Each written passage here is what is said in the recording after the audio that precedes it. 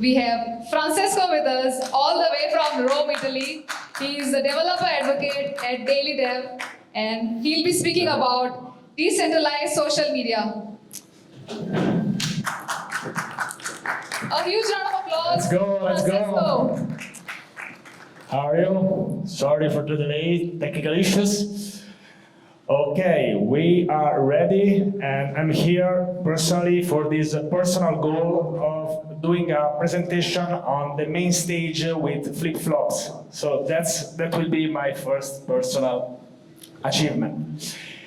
Nice, so welcome everyone. Yes, you're not late. And yes, so today we'll talk about Web3 and decentralized social media. So let's see, let's start. I am Francesco, developer advocate at Daily.Dev. Okay. It's not working, okay, bye. No. Okay, you have to get used.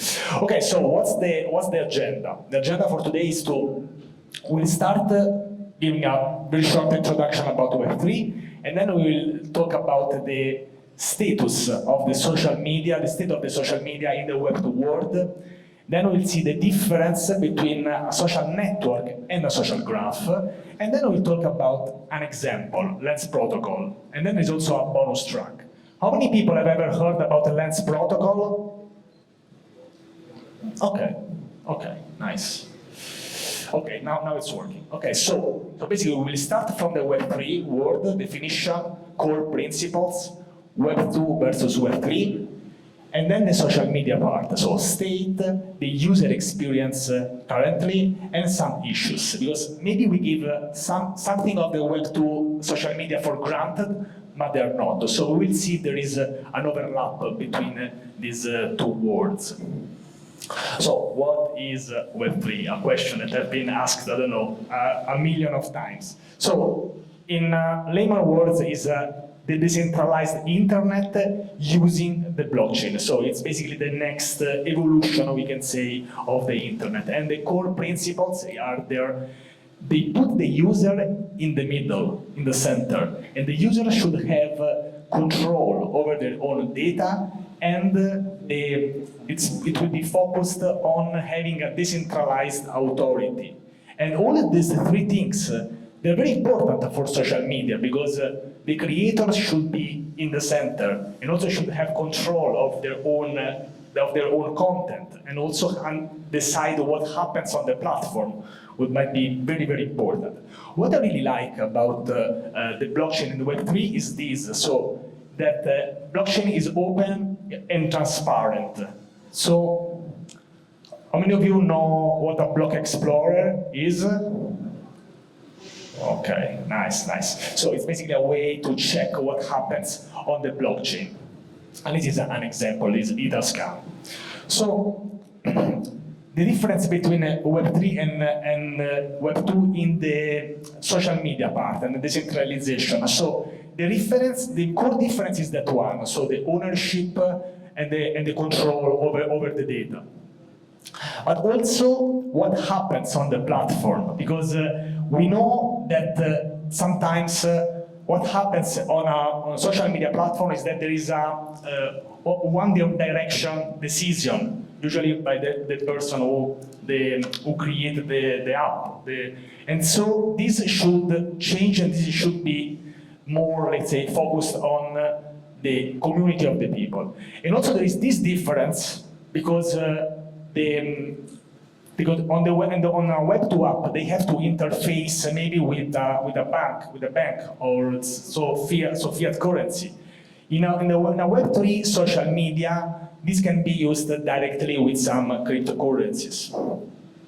So, what's the state of the social media in 2023? There are these major platforms, and in the meanwhile, I made this slide. A couple of social media have been added. I also forgot Twitch, and they all work in a similar way. So there is this central control. There is an algorithm. Also, some people create a niche about the algorithm, like how the YouTube algorithm works, and they create a series of videos. And also, and what basically happens is that the platforms, they monetize the user data. And so this is how they get a lot of money, we can say. So this is the current state. And what is the user experience? What is the user experience in a Web2 social media? So not that bad. Basically, you see this personalized content, usually. You have some targeted ads. And there is always in the middle this algorithm decided by someone. And some people, for example, on Twitter, X, they claim that they put the algorithm as open source. But who is telling us that that's exactly the algorithm which is working on the platform? Nobody. So maybe there is this repository, okay, but we don't know what's going on.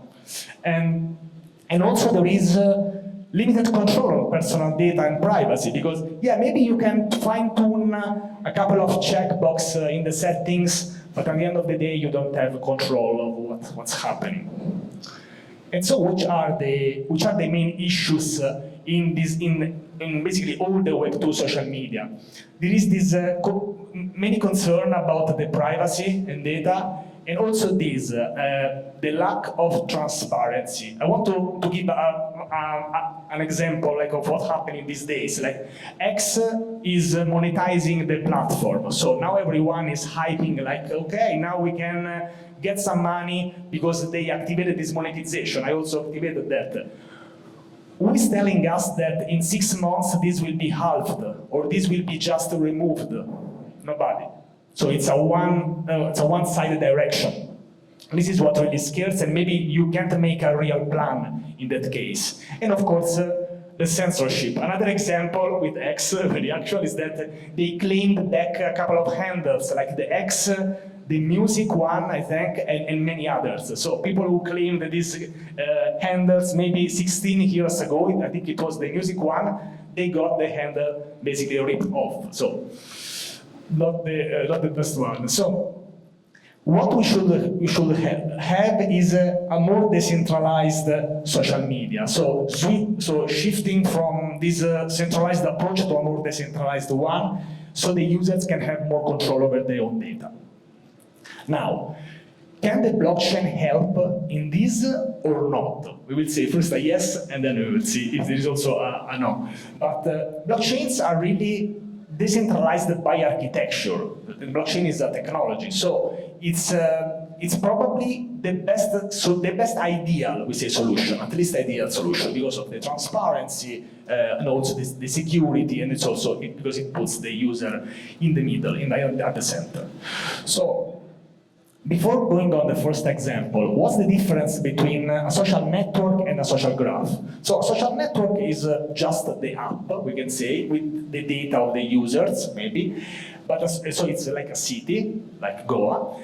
And a social graph, it's not just the city, but it's all the connections between all the points and how much time does it take to reach to one point to another, based on traffic and all this other stuff. So a social graph is way more powerful as a concept rather than just a social network or a social app.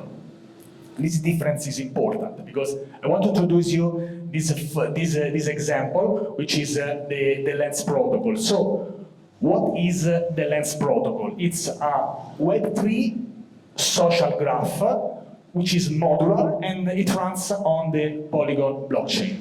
And the core idea is to empower the connection between the content creators and their audience, their community. And it's still in a very early phase, so we will see here how this will evolve. But I like it because three main reasons. Because you can add some fix on the platform itself. This is nice. The content on the blockchain is immutable. This doesn't mean that nobody can change it for some reason, so nobody can delete that. But the reason that I like the most is this one of the reasons why I also of this whole presentation, which is portability. So what is the portability issue? Sorry for the poor reference on the slide, but I had not much time, so that's it. So the portability issue is this. Let's say that you have you worked hard on your X account and you reached like 9,000 followers. Let's say it's a good amount of followers.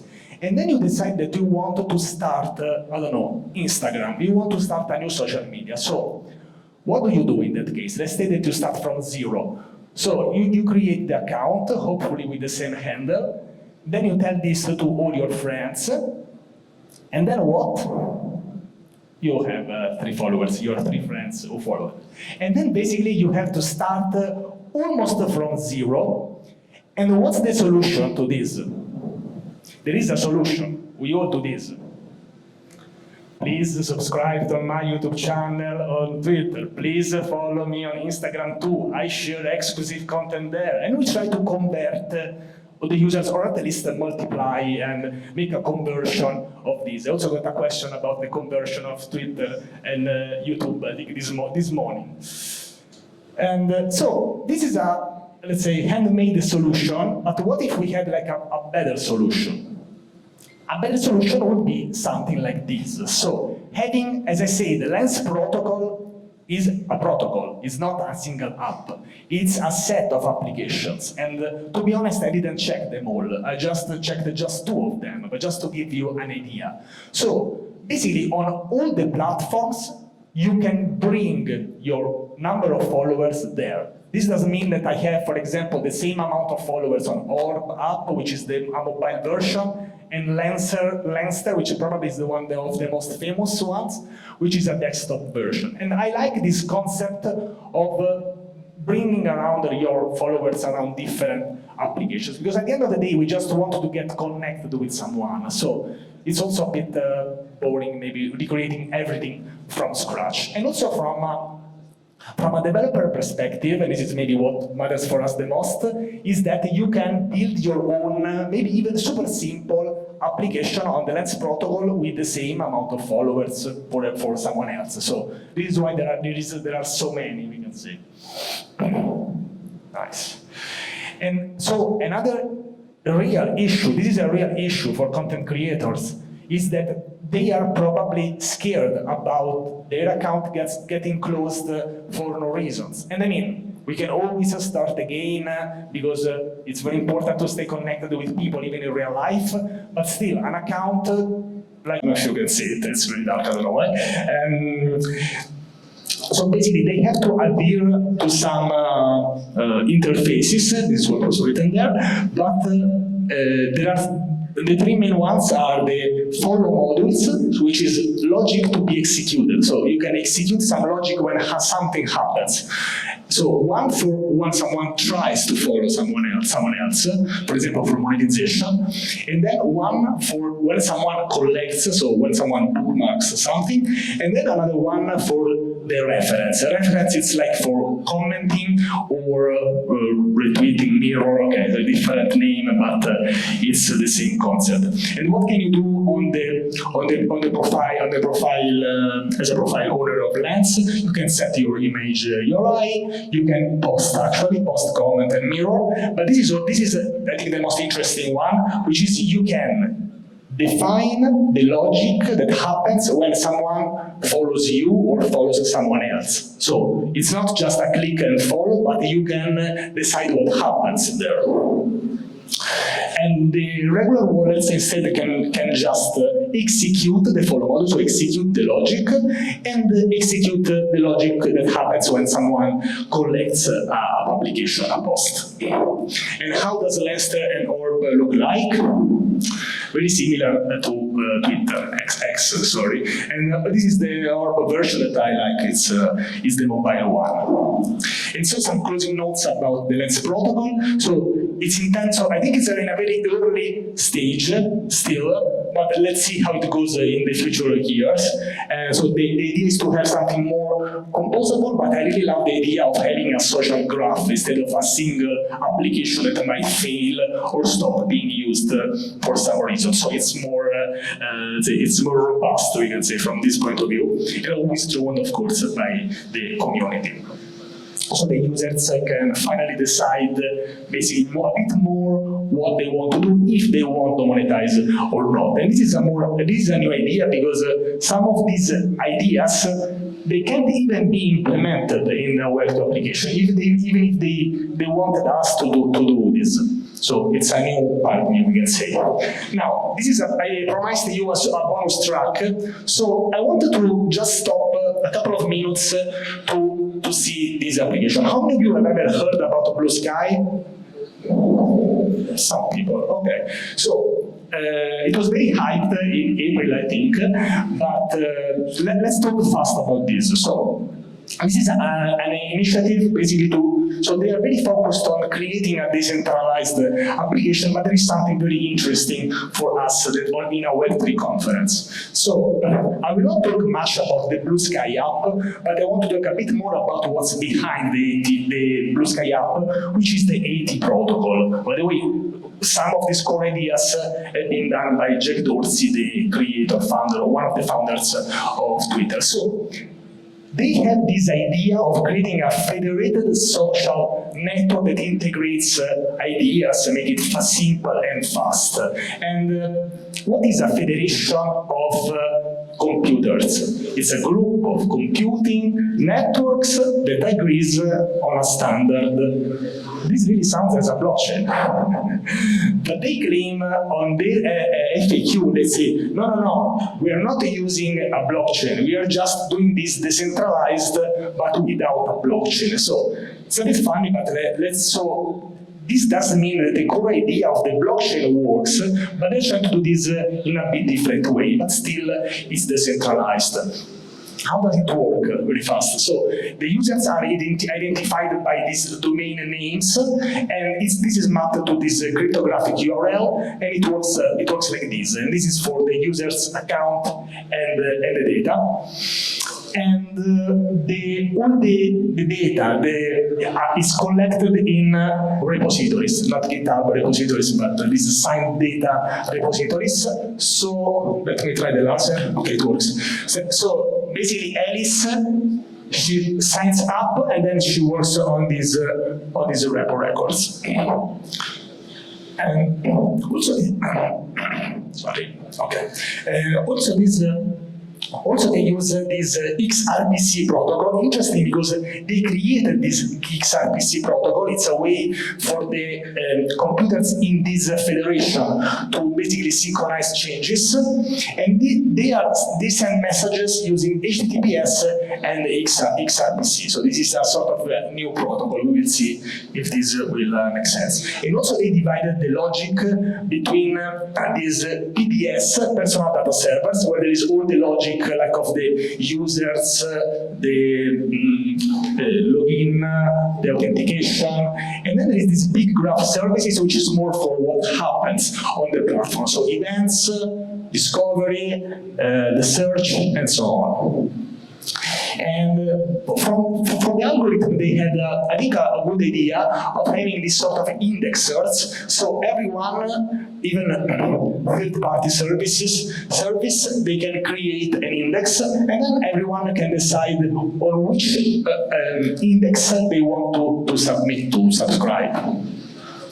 And they have this speech layer, which is basically to let anyone to have a voice, and then this rich layer, which is for scalability. What I still don't like is this layer, which being like a Web2 application, or at least let's say decentralized without a blockchain, we still don't know what will happen here. So we will see, because instead in the blockchain this would not exist. And so as I said, there is this base layer, and then on top of this there is an indexing service, which is basically a search engine that allows to search on top of that. And how does Blue Sky looks like? Okay, this is Twitter. This is exactly, I think they copy pasted something. Nice. And so, which are the conclusions of this first presentation of the conference? So, social media, as we know them today, they can for sure improve, especially on the part of the ownership of your data and on the portability part. I think that's a very important part, and also the censorship. And the blockchain I think it's a great technology to build on top of that for Web3 and decentralized social media, and because it's by architecture, so you can't choose. But I think what we really miss is to improve the developer experience in building with the blockchain. This is why we are also here. We are trying to improve the experience of the developers, because building on the blockchain is not super easy. That's the main reasons, that's the core reasons. And maybe blockchain is not the only alternative, and maybe there is something in the middle, and we will see in the future where this will happen. So, Ciulla and Francesco, developer advocate at Day-1, also Docker captain, community builder. I think it's time to take a selfie. What do you think? Thank you. One moment. 1 second. Okay, let me turn it. Okay, are you ready? 9. Perfect. Nice. Thank you so much. And I don't know if there's time for questions. I don't know.